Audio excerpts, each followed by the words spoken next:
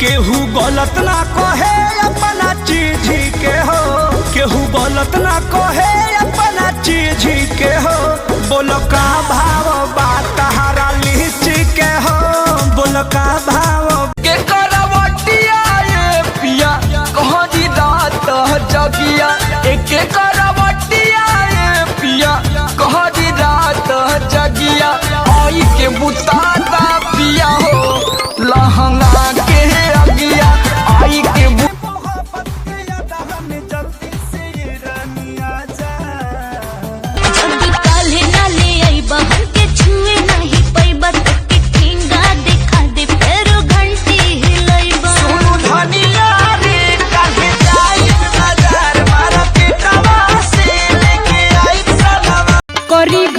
घमे काम हमर जोर गइल चाम ले ले ऐता कि रिमिया गोराए वाला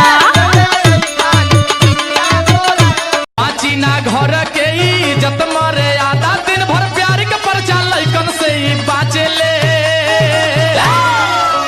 टिकटाक पे न दुनिया तो हर नाचे ले, टिकटाक पे सास खोजे मारुति पतो खोजे टेकसी, सास खोजे मारुति पतो खोजे टेकसी।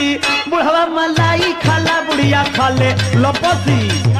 पागल बानी प्यार में उनका कहतनी जोर से बानी। हम तोहरा के रोजे दिला तू हमारा के नानू।